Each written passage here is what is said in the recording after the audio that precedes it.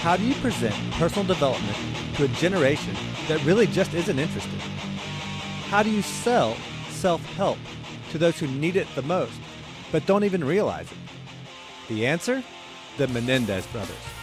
Those guys you hate. The podcast designed to offend, make you squirm, and change your perspective while laughing out loud all along the way. Ryan and Tyler are hilarious and outrageous, and they're experts at slipping in self-help principles throughout their satire. The South Florida duo were building their content and developing podcast concepts for a while. So when COVID hit a year ago, they were primed and ready to launch a show that will have you rolling. Their podcast is best viewed on YouTube, just for the wardrobe alone. And Those Guys You Hate will have you dying of laughter or disgust, and that's exactly the point. Their sibling dynamic is hysterical, and their love for each other is evident, even through the constant harassment and digs on one another. Ryan and Tyler will make you laugh and scratch your head, all while challenging perceptions and pushing boundaries, as any great creators do. Join me in their journey to authenticity and podcasting greatness in my highly entertaining conversation with Those Guys You Hate, Ryan and Tyler Menendez. This episode is brought to you by Atlantic Custom Group. For all your home repair and improvement needs, Atlantic Custom Group specializes in the unique and inspiring. From custom libraries and millwork to tree houses and off-grid structures, Atlantic Custom Group can do it all. Renovate your kitchen, remodel your basement, or reinvent your entire home with Atlantic Custom Group. Call now for an appointment, 770-827-7591. Atlantic Custom Group is the official sponsor for the Extraordinary Podcast.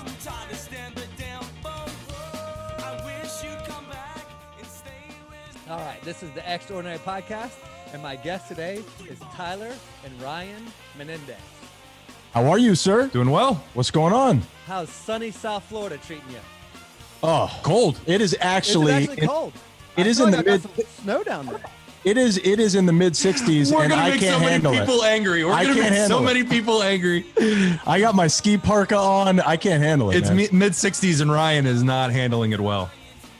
We're gonna start building an igloo here soon. Well, anytime you can see flurries in Florida, I know like up in the top part of the state, I think they got some flurries up there, so that's always a treat. I don't consider that Florida, if I'm being totally honest. Ryan would die. No. He would literally die. The Mother Nature would take him back.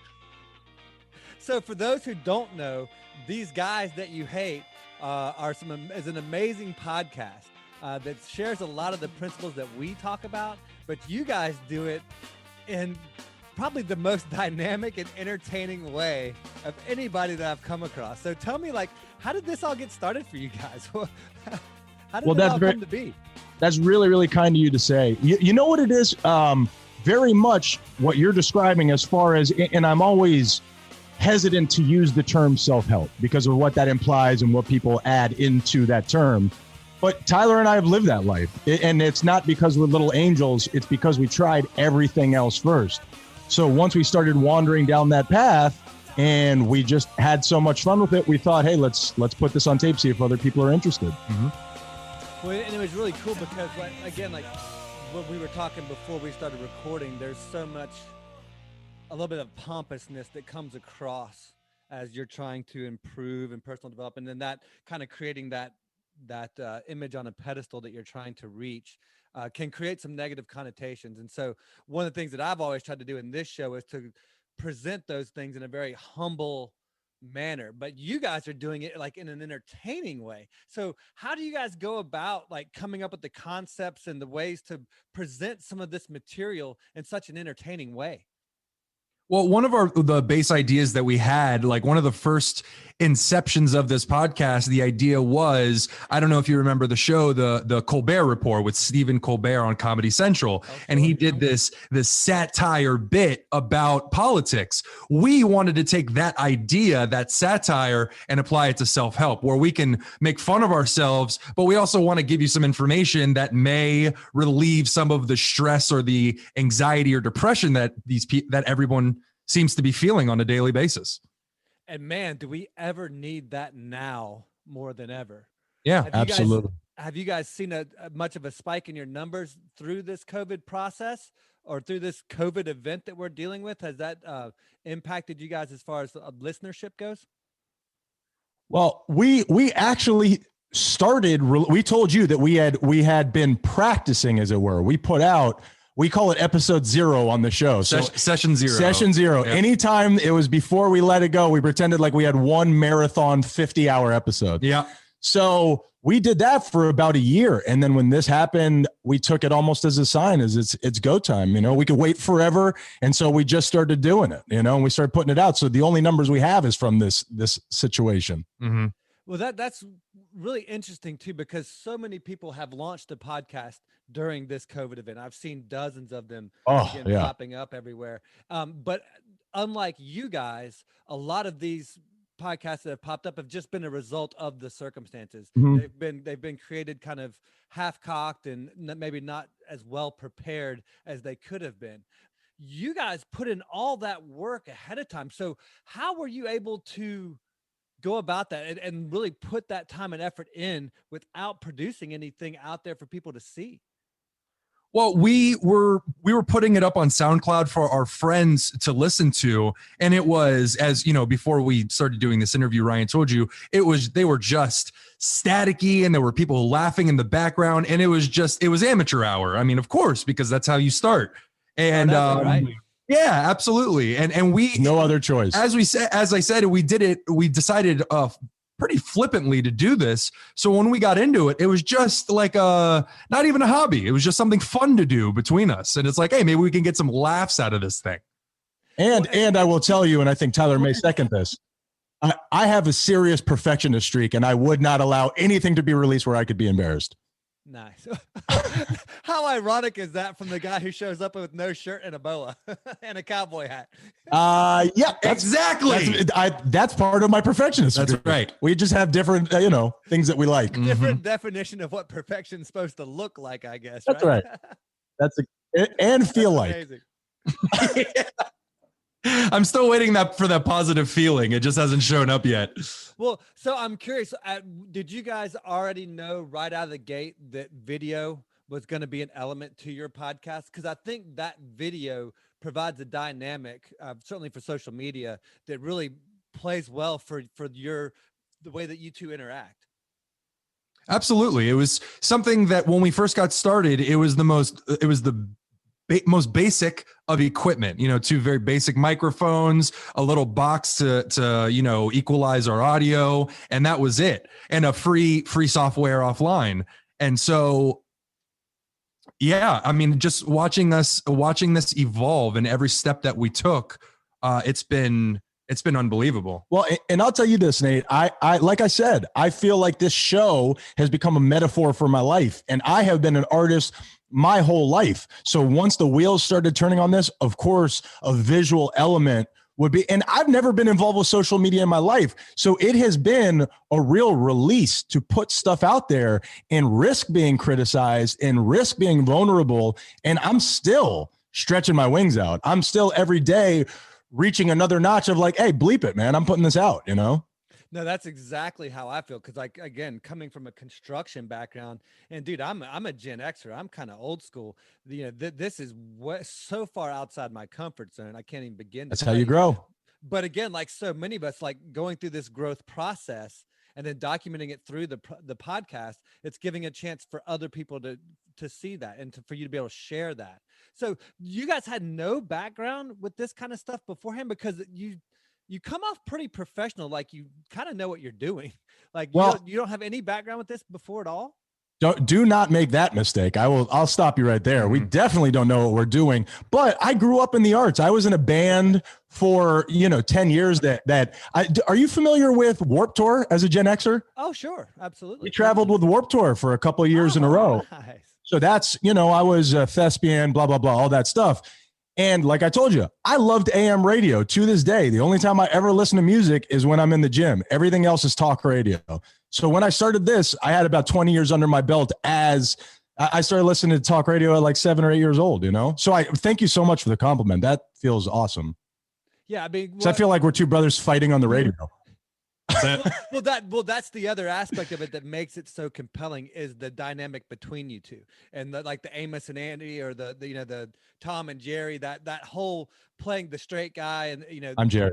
It just works so well, and it's so incredibly appealing. Like, there's a reason why that has worked in television and radio for generations and decades. It's totally working to your favor right now. Well, and you know what the deal is? We've been doing this in our family life forever, where we're so close. We go around people and we're almost doing this show. And I think any compelling show, any compelling anything, it's really about the relationships between the characters. If you care about them, then you care about the story. And I care about Tyler in a way that you don't see all the time, and vice versa. And we want you guys to be part of the family. You know what I mean? Well, we may not see it, but it resonates from you. Like, even when you're giving each other a hard time, like that love bond, you can totally sense it and feel it in the air. Sometimes I worry about that. Well, in regards to asking if we've had any experience, we're actually representatives of both ends of that void, which is he comes from a past of being the lead singer in a band when he was younger and drawing and all that stuff.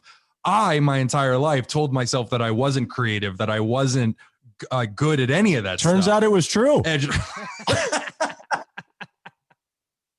You're going to edit that out, right? We'll cut that. I don't need that. We'll cut that out. Mom's going to yell at me. And so I told myself forever that I wasn't good enough to be creative. And then just doing this podcast on a whim, I just tried something out just for fun. And I started getting compliments on my writing. And so I've been, really branching out and trying new things. And it's been a lot of fun. It's been really nice to be able to challenge myself creatively after 20 years of telling myself I was not creative. Oh, that's getting back into that learning mindset. I mean, again, it's a common theme on this show of like, we get told something very early on, and then we just accept that as fact. And then you can go, generations without ever challenging that fact. And oftentimes when we do challenge that fact, we find out that it's not nearly as true as we thought. And it could be a thought that we implanted in our own minds. It doesn't even have to be what somebody told us when we were younger. Maybe we just thought that one time and nobody corrected us. We never voiced it. So, I mean, and everybody has a million of those thoughts of self-doubt. And in my case, a lot more of often than not, it's coming from within. It does. Oh, it's always coming from within. But of course. Most of the time, it's an internal thing. Oh, yeah, absolutely. And our show is the ultimate, I think, goal is to teach people how to just be a little bit kinder to themselves. And as I said earlier, relieve some of that everyday stress and depression that we all feel. And you know what I think is interesting about it is Tyler and I come from that kind of a world where we both have dealt with depression and anxiety, but in the two most opposite ways possible, like polar opposites. He is bury himself, isolate one spot. I am a doer. I am manic. I need to get out, I can't stop. So we see the opposite sides of the spectrum. A lot of times I don't understand him and he doesn't understand me, and that we try to describe it to each other. Mm-hmm. Like, because again, with all this stuff, certain personalities and profiles are going to appeal to different people. So by presenting both sides or presenting two different dynamics, you're appealing to a much wider audience, a much diverse crowd. Nathan, have you ever heard somebody try to explain their dream? You know how annoying it is, how arbitrary somebody's dream is? That's like listening to Ryan on a daily basis. It's just a torrent of words. He doesn't understand how you start a cult, Nate. He doesn't ever give me a minute to get my feet under me. You know what I mean? Oh boy, the true like words daughters, never. Man, when they just the switch goes on and it doesn't turn off, man. We are definitely like your daughters. I guarantee that. Without meeting them, we probably are like them. I'm sure. So the podcasting space is a lot of fun, but unfortunately, it's not necessarily that financially rewarding. So because it's not financially rewarding, we need to find the rewards elsewhere. What has been the most rewarding aspect for you guys about doing this show? And I keep coming back to this same thing, but I believe that this show, for me personally, because I see metaphors in everything that happens in my life, I really believe that there's something bigger out there that wants me to go in a certain direction. And I know everybody doesn't feel that way, but it works for me. But the way I believe that this show is my journey to authenticity. My whole life, I built up this character that I don't even believe in. I built this whole defense mechanism around things that aren't even me. And I didn't realize that. Well, I started realizing that a couple of years before the show. And I believe this is really who I am. And that, I think, is the pull to the show and my favorite thing thus far. I've been stuck with this guy, but other than that, been pretty good. Well, every situation has a downside. I had already said mine, which is my being able to acknowledge that I am creative, that I am capable of creating things, that's if I let him. If I get the okay from that. Right? That's right. I will not sign off on that. And yeah, it's been I keep just out of pure habit, I keep trying to set limits on what I'm doing. Like, no, I shouldn't do that. I can't do that. And then I have to remind myself, like, hey, man, you might be able to. Give it a shot. Wear that bra. At least. Wear that bra. That's right. You can do it. You can fill it out. The dynamic between you two, you would think that that's kind of the opposite, just from the outside looking in and not really knowing you guys personally. You would think Ryan was the guy that's throwing all this creative stuff on the wall, and Tyler's the guy that's, knocking it down and picking out what's going to stick and what's going to be the most effective. I love the fact that that's the exact opposite in reality.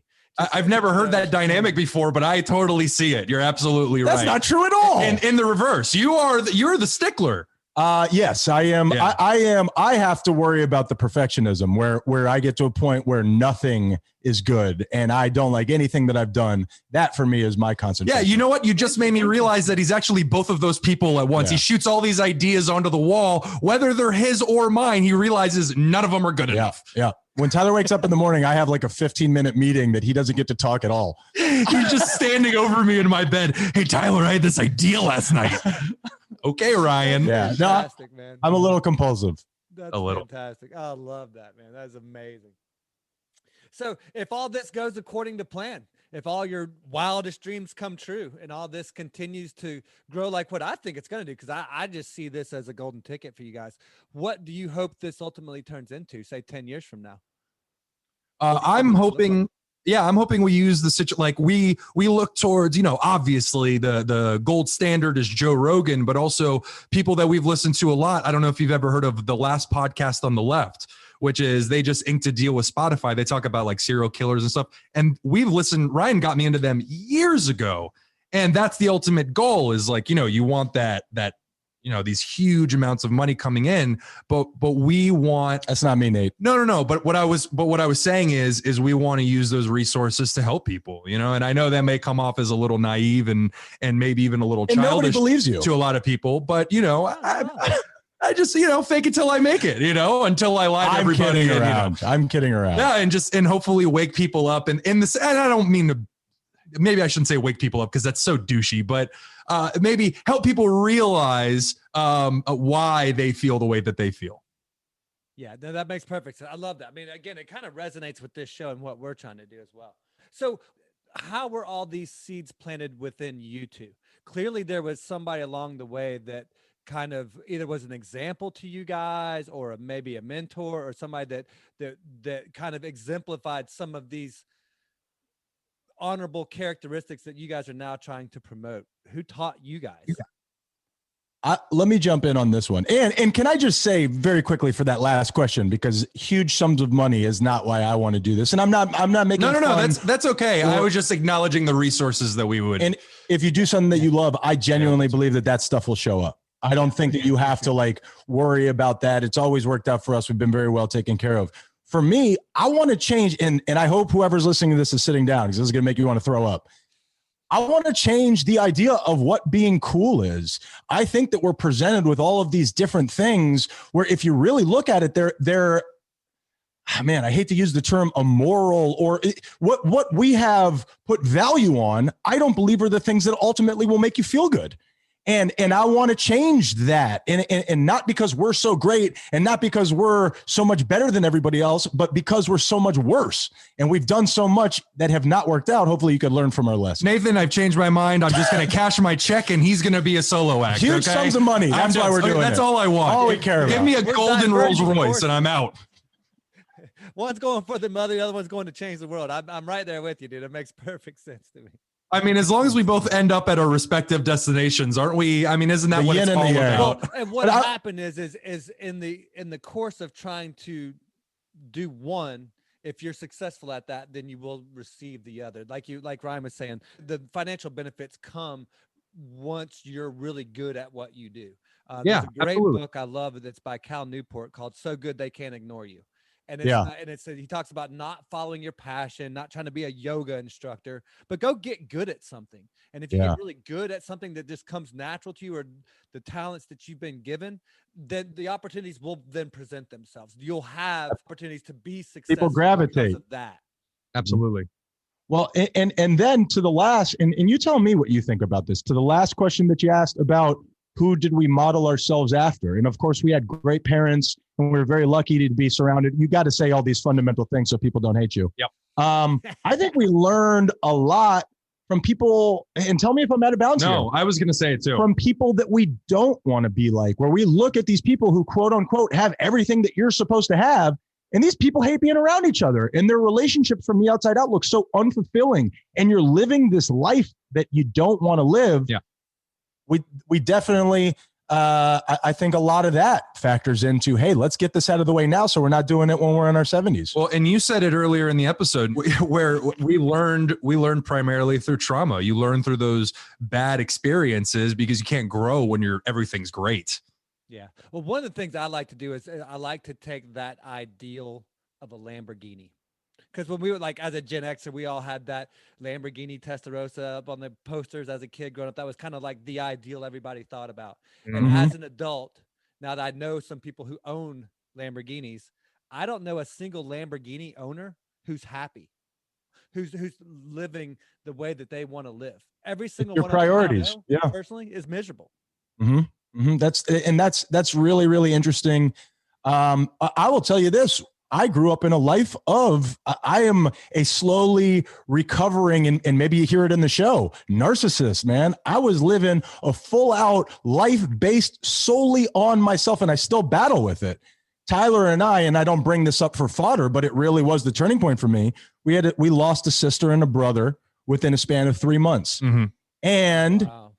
And hey, it was terrible. And it certainly, this isn't the reason why it happened, but holy bleep, did it make me look and be like, what am I doing? Yeah. What am I doing with my life? It was the first time I had ever realized I'm miserable.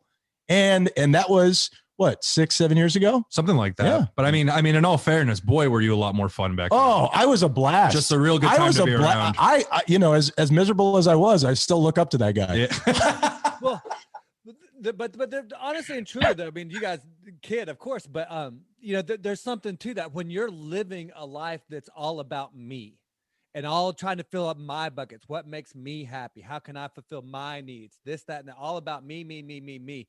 Ultimately, there's no answers there. That's the trick. Until you learn how to look outwardly and put yourself out there, that some of that me stuff gets taken care of. The more you're taking care of the you and the them, the me will ultimately be served. Yep, absolutely. And I think that's the ultimate trick. Take care of yourself, buy these shoes. It's going to make you sexier. Drink this Sprite. It's going to make you cooler. All these things are being perpetuated on us all the time. I think it is this. I don't think it's on accident. It's by design, most certainly. I mean, it's working, Nate. But yeah, to your point, I mean, it's especially like as you see it with social media and the impact that Instagram is having on, this ideal image that everybody's creating. Working out perfectly. Yeah, the whole Kardashian concept. I mean, it's a whole genre now that just breaks my heart. and to keep us busy and to keep us looking at shiny things that really have nothing to do with what's happening in the world while all those decisions are being made for us. Yeah. Keep us distracted. Yeah. And it's working better than ever, man. That's been one of the most revealing things about 2020 for me personally, is to see just how much they're impacting our society, how much we're influenced by this, whether it be social media, real media, COVID stuff, politics, whatever. It is swaying this country from side to side in a way that I really didn't think possible. And that is where I think that people like you and people like us, the world needs this. And I think that you're going to see a resurgence of people who, hopefully, fingers crossed. Hey, we don't want this anymore. We understand what's happening and we want to start working back. It's not going to be overnight. And that's what we're doing. Hey, let's have some fun with this. By the you know what I mean? Yeah. Let's have fun with our misery. Pay attention to what's happening here. Let's all laugh at it. It's not cold turkey. Let's, throw some wiener jokes in there, but let's all pay attention, you know? Mm-hmm. Well, it's so important to deliver these messages in a way that resonate with people. I mean, because at the end of the day, what we're selling essentially is like kind of hard work. Really. Mm-hmm. I mean, it's like you got to put in the work, you got to put in the effort, and if you'll do these little things, then you'll get this shiny prize at the end kind of concept, or you'll be happier, more fulfilled, or whatever. But all those things, that number one, they don't resonate with a lot of people, and then number two, the reason why they don't is because it's hard. It's not easy. It's not fun. It's not. It takes work and effort. And so to be able to present these ideas and to sell somebody on them in an entertaining way, the way that you guys are doing it in particular, it's like you were saying, it's so needed right now. We are desperate to have these messages out there for people. And you guys are one of the only ones I see doing it. Thanks, man. Yeah, thank you. And I mean, the great thing about awareness is we only have to work so hard to get so far with somebody because, generally speaking, because once you gain awareness, regardless of what it's of, you can never get rid of it. Like once you're there, there's no going back. I've tried, man. That's the beautiful part. Yeah, like once you can't unlearn that knowledge, right? Correct. Yeah, correct. It stays with you. No, I think that's great. And you know what else I would say? Just like a parent, I'm also a parent of an unbelievable, like my best friend in the whole world, my boy. I'm sitting right here. I like him so much more than you. And I treat this show like I treat parenting. I'm telling him things that I wish somebody had told me. Now, maybe I'll end up with perspective being wrong, but I'm doing with the show and doing with parenting what I think is right in my heart. And I hope that I'm giving you the best information. I wish somebody had told me this when I was 12, Yeah. And if you're wrong, it'll show for itself. It'll all speak for itself. It's just the fact of putting it out there. And I'll be dead by then, so I won't have to suffer the repercussions. Yeah, let him deal with it. Yeah, right? Talk to your therapist. I'm dead. Absolutely. So you guys have this dynamic between you. Do you guys ever look at bringing on guests as well? Or where would you like to see this show continue to evolve? Yeah, there was actually at one point, it was a blip on our radar at this point, but there was at one point us discussing bringing on even a third person onto the show, and nothing ever came of that. We've never really talked about interviews or anything like that. I'm not interested in losing screen time. The thing is... And that is 100% true. I'm trying to get rid of the other host, so I don't know. You're trying to figure out how to make this a solo project, not add to the team. I've been poisoning him for months. He's just unbelievable. He's like, I've been poisoning myself for years. It's incredible.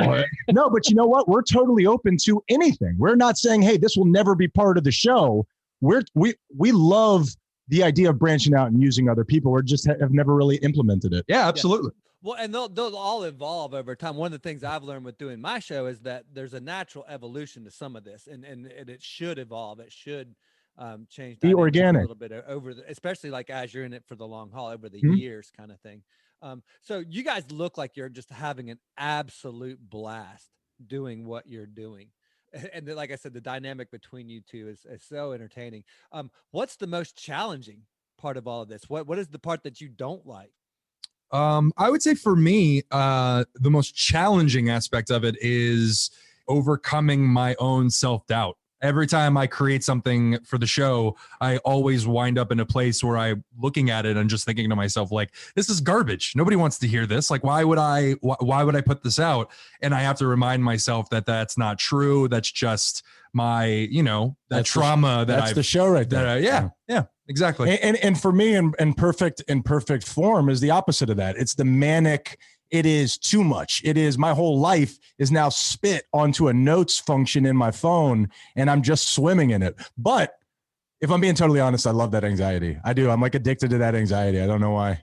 Yeah, no, that's true. Interesting, because that would drive me crazy. Like that anxiety. Oh yeah, I'm already there. I couldn't deal. Not consistently. It would drive me crazy. Well, you know what it is? It's the anxiety. It's like, rather than just the unfiltered life coming in, it's like, let me put myself in this position. I'm gonna freak out. Yeah, but it's a freak out that I know. I was doing it before the show. We just decided to start recording it. That's true. That's on air now, right? Right. At least now I feel like I'm doing it for a reason. Right. There's some intent behind it now. You know what is so funny? And this is one of these moments that we're talking about, the authenticity, where I went through, like, why would anybody care about what it is that I'm doing here? I had a notes function on my phone for years. I had a note on my phone where I just stored jokes and all this stuff compulsively, and I never knew why I did it. And then this show started, and I feel like, hey, look, I have all this stuff to work with, Now it's an absolute resource for you. Mm-hmm. And now it's brilliant. Well, yeah. I think a lot of this stuff, and it goes to some of the preparation that you guys did before you launched, but a lot of this, like for me, going through a lot of the stuff that I did leading up to this, I realize now in hindsight, a lot of those things were preparing me for this little trip that I'm on, this little turn in my life. So it's like, yeah, I think everything that we pick up along the way helps us to get where we're ultimately supposed to be and what we're supposed to be doing. It's like getting a dog before you have a kid. Yeah, exactly. Right. The training wheels or whatever. You learn how to clean up poop. So you guys have such a cool dynamic. Is there a cool story from when you guys were kids that you'd be willing to share with us, or something fun, or a funny story that about you guys growing up? Do you want to tell? Grow up in South Florida? Yeah. We've always lived down here. Talk about that time that we tied you to the garage door. That's exactly where my brain went as well. That we had this industrial size rope, and my brothers, who are 2 years apart from each other, I am 6 years apart from Ryan, and so they always ganged up on me, you wussies. Yeah.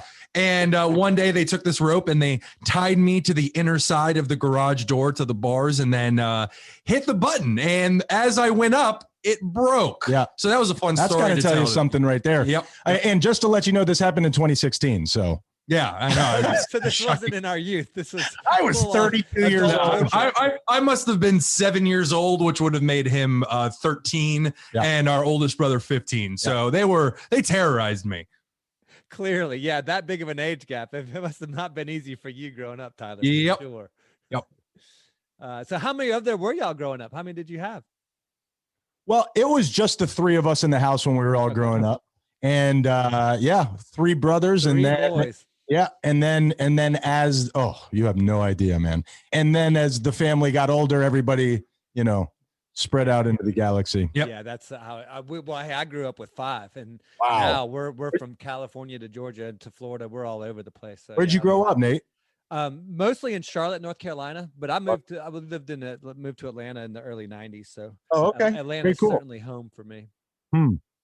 But anywhere in the Southeast, I'm a Carolina low country boy at heart, probably. We used to have a place when we were growing up in North Carolina that I have incredible memories, except for that time I got stung by a bee. Let's not talk about that. I have a single memory because I was too young, and it was us having to shower or take a bath in the river behind the house, and it was like 0 degrees outside. That was in cold mountain water. 2016 was my 2020. It was a crazy year. That's crazy. That's great. Well, it's so funny for me because again, my folks are in Florida, to see the Florida folks coming up to see the mountains and to to experience some terrain, if you will, because everything's just so flat down there. You take it. The mountains we have are landfills. Yeah, and the turnpike digging a little hill. Now, I actually went up. It was North Carolina that we went to, right? Yep. Where we went up and I experienced my first real hiking adventure, and we went to Grandfather Mountain and did all that, and that was absolutely. He didn't make it to the top, Nate. Incredible! I made it to the top. Did not make it to the top. He didn't. He stopped right before. He doesn't like being tied with me on anything. He always has to put me down so he could feel better about himself.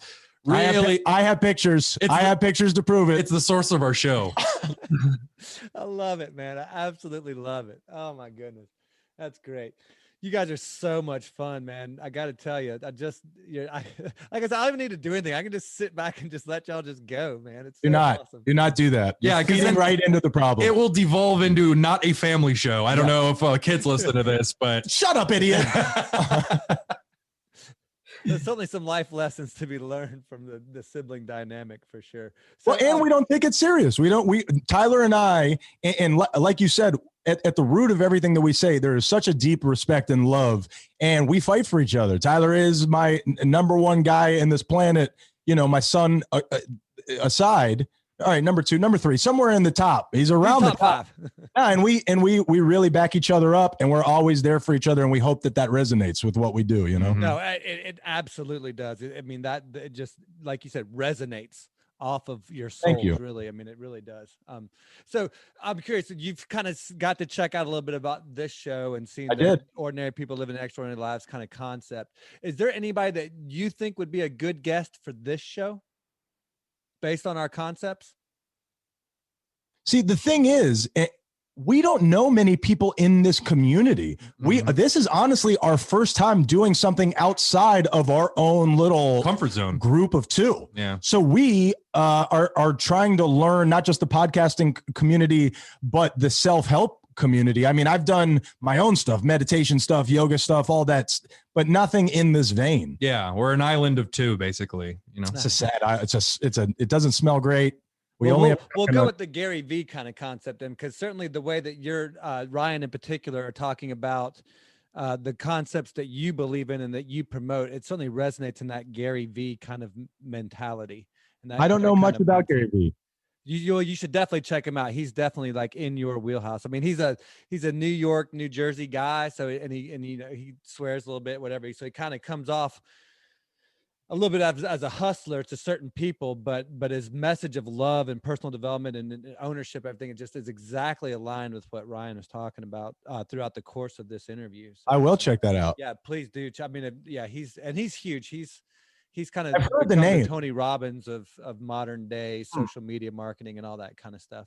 I've he's heard got a great story as well. He goes to garage sales and hustles and does all kind of cool little things like that, and just some neat little concepts or whatever. You guys have are implementing some of these personal development aspects into your own lives, along with trying to share some of this with your audience. What aspect of personal development has had the biggest impact on you? What's the one thing that you're doing in your own personal life that's really provided some benefit? For me personally, I try my hardest, and sometimes it seems like it's impossible, but I try my hardest to be honest with myself, and the little things that acknowledge that the little things that annoy me about other people are things that I see in myself, and trying to not only treat others with compassion, but treat myself with compassion. And that last thing, treating myself that way, is the struggle that I face. And I think feeding right into that to some degree is I would love to, because how I think I ended up here. And I'm very weary about talking about it because it's a loaded term and a loaded concept, is to destigmatize meditation. I think so much of what it is that we're talking about, it's all these things that we built up inside of ourselves and not being able to find reality inside of ourselves. And it's scary at the beginning. And I've been a real serious meditator for a couple of years. And I think, exercise, sleep, food, and meditation are the 4 building blocks of what we need, Well, I love the idea of destigmatizing meditation, particularly for us guys. What I did was I did my own one that I made up, and I just called it my morning me time. And essentially it is a meditation, but I wanted to present it in a manner that it's not considered to be meditation. It's just a few minutes of personal space to kind of get your mind right. And then, not one of the things I think that people get hung up with meditation specifically is like this whole idea of like, you have to clear your mind. You have to have a blank slate and all this. It's like, that's not how it works. Like, good luck trying to have an empty mind and not think about something for more than 30 seconds. You can't do it. But when you can guide those thoughts, when you can have purpose for that, and you can have someone to guide you through it, I think then for me personally, Of course, exercise was number one to just kind of get the ball rolling. But where I've seen the most benefit, just like you, Ryan, has been with that meditation practice. A consistent meditation practice every day just sets a tone for my day that allows me to get so much more accomplished. And I can tell the days that I have and the days I haven't with the results at what I have to show for my efforts at the end of the day.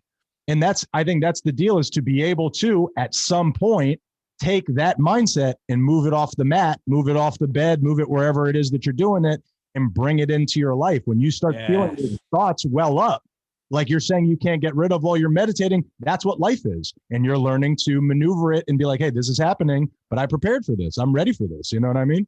Absolutely. No, that makes perfect sense. Okay. So 2 last minute questions. One of them's a little meaningful, purposeful, but you probably already know the answer. The next one is really fun, and you're not going to know the answer. It's going to take you a second. So take your time. That's why I give them both at the same time. You can spiel about the one while you think about the other. So if you had a billboard for all the world to see, what would you put on that billboard? And then lastly, what's your favorite item under $100 that you use on an everyday basis that you could not live without? Well, for me, my item under $100 that I couldn't live without is my back scratcher. Oh. I love that thing. You got that. You were prepared for that. You got that nailed right out of the gate, man. That was amazing. Questions. I already had written it down, so I had that locked and loaded. And for the billboard, I want to be in a bikini. So we got this thing covered, man. We're set. There's this really famous billboard down here in Miami specifically about a company that sells carpets, and it's been there for decades. And it's just this gigantic man lying down on a carpet, just wearing like a Speedo. No, he's naked, but his leg is draped perfectly. Oh, that's right. And Ryan wants to do that minus the leg draping. He had the idea, but he didn't nail the landing. And I think I could. Ryan in full snuffleupagus mode. Depending upon the temperature, I don't know, full snuffleupagus, maybe more of a Grover. Elmo. That's right. On a billboard, that would be tough. Obviously it would be something centered around like welcome to the family, because that's what we're preaching. You know, we want this to be a community of family, like a Manson family. Exactly. Just like a Manson family. And it's going to be filled with other people like us who are weird or eccentric and you know, who don't think very highly of themselves. We are the nerdy table. We are the loser table of the podcast. Ryan, the head nerd, obviously. I'm back in. And we just want people out there who think that they're alone and don't have others who or don't have people who love them or think of them. We would just want them to know that we're here. You know what? And that he just said something that triggered something in my mind. The key to this whole thing is, I think that what we've been searching for forever and what ultimately everybody is searching for is a community. I think at the heart of addiction, at the heart of depression, at the heart of anxiety, people want a community. And I've always felt like the odd man out. I want to create something here. I want to create a community of like-minded weirdos so we could all be together. Now, that's a bit wordy for a billboard. I mean, you're going to have to stop your car and pull over. It's a big billboard. We're going to have to get more than one billboard. But nonetheless, we'll just tattoo it all across your body when you have the full mode layout. We're going to need a big billboard. It'll all be out there. I'll do that. I think that's just brilliant, because it is. Well, number one, being at the nerd table, you know, and it might be the nerd table, but it's the most entertaining table to be at. Absolutely. And there's no other table I would rather be sitting at with people. We've tried the other tables. They're awful. Yeah. We're going to be playing Dungeons and Dragons, and Ryan is going to be shouting arbitrary facts at you. He's back in the bikini. Why is he back in the bikini? Whether you want him to or not. And you might learn a little bit about yourself in the process. To your point, like creating that nerd table, creating that space, that sense of community for people like us and for us nerds, if you will, who don't fit into the normal categories. Everybody's a nerd. We are, man. And I think too often we tend to isolate ourselves and think we're alone when there really are a lot of people like us. And the fact that you guys are out there doing what you're doing just puts that out there and lets people know that there are people, like you said, it's so refreshing to find an ideal that can be cool, to find a concept that's being presented, but it's still cool. It's a meaningful concept. It's a meaningful podcast, but it's cool. It's funny. It's entertaining. And when you can joining those two things together, it's made a big difference for me. That's all. I know I'm kind of beating a dead horse here. No, Nate, I told you this before we flipped it on. The things that you said really, I mean, what you said really means a lot, and we really appreciate it. And we hope that this isn't the end of our relationship with you, because we seem to be like-minded individuals, and we can't find anybody else who'll spend time with us. So you're locked in, dude. It's now you guys because are in South Florida, man. Before you know, I'm gonna be showing up at your doorstep. Let's go. We got big plans ahead for you, dude. For sure. Well, so on that note, tell everyone where they can find you guys, where they can find the show, any social media plugs, anything like that. And Absolutely. Also, if there's any organization or charity that you guys are involved with, now would be a good opportunity to plug that as well. Well, you can find us. We're the most active on Instagram, which is at @thoseguys_you_hate. Or you could just go to our website, thoseguysyouhate.com, and it just gives you a brief description of what we're doing. That'll take you everywhere you need to go. And links to everything that we're doing. YouTube. Yeah. Yep. Twitter, everything. Yep. Awesome. And obviously we'll have links in all the show notes and all that kind of stuff. But man, I got to tell you, anybody listening, if you're looking for just some entertainment and value in the process without even realizing that you're getting that value, these guys are the way to go for sure. So it's like feeding your dog a pill in a piece of cheese. You're getting what you need, but you're enjoying it. That's a good way of putting it. That's right. Thank you. I would have described it as feeding your dog a pill and a bar of chocolate, but whatever. It's oh wait, that kills them. Never mind. Am I not selling this podcast? This is why I'm going solo, Nate. It's all making sense now. This has been a very revealing show. I'm learning more about you guys on this show than I have in several episodes of yours. So. Burn the tape. Hey, and we appreciate you so much, man. And anything that we could do to help you out, we would like to see this relationship go forward, because I love meeting somebody who's in the same place that we are. For sure. Yeah. Well, thank you guys. I mean, I reached out to you guys on a whim when I was actually in Florida, ironically. And everything just came together beautifully, and you guys have been super supportive and an absolute blast. And yes, this relationship will definitely continue, and we'll. I'm already thinking about part 2. Let's go. We have to talk about. Ryan will be in a bikini. Yeah, you know what I mean. Now that we've got the video thing going, I mean, we're gonna have to step this thing up. But we're speaking this into existence. If you guys will just let me run upstairs, we keep recording. You never know where this is gonna end up. This is on. We're doing this. I thought this was all warm up. I'm kidding about that bikini thing. That's for sure. All like Donkey Kong. Well, hey, listen. Thank you guys for your time. Thank you for doing what you're doing. Keep up the good work, man. Thank you, sir. I can't tell you how much a pleasure it is to watch the content that you guys are putting out there. And yeah, man, we'll look forward to doing part 2 real soon. Same to you, Nathan, man. thank you so much, man. Talk to you soon, bro. All right, take care. This episode is brought to you by Atlantic Custom Group. For all your home repair and improvement needs, Atlantic Custom Group specializes in the unique and inspiring. From custom libraries and millwork to tree houses and off-grid structures, Atlantic Custom Group can do it all. Renovate your kitchen, remodel your basement, or reinvent your entire home with Atlantic Custom Group. Call now for an appointment, 770-827-7591. Atlantic Custom Group is the official sponsor for the Extraordinary Podcast. So you're still here. Wow. Thanks for sticking around. So, what'd you think? What did I miss? What would you like to know more about? Who would you like to hear on the show? If you stuck around this long, maybe you won't mind giving me some feedback. And don't forget to check out the website, extraordinarypodcast.net, for all the latest episodes. And if you enjoyed the show, please take the time to share with your friends, on social media, or with anyone you think who might enjoy it. And last but not least, if you're ready to start living an extraordinary life, check out 8keystogreat.com, where you can craft your free blueprint to renovate your career, home, or lifestyle. The program is free, but you have to do the work to unlock each key. And finally, if you'd like to speak with me directly, you can book a free 30-minute Zoom call directly through my Calendly link on the contacts page. And in the meantime, check out some of the other exciting interviews with ordinary people living extraordinary lives.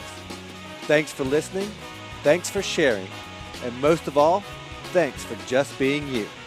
I'm Nate G, and we'll see you next week.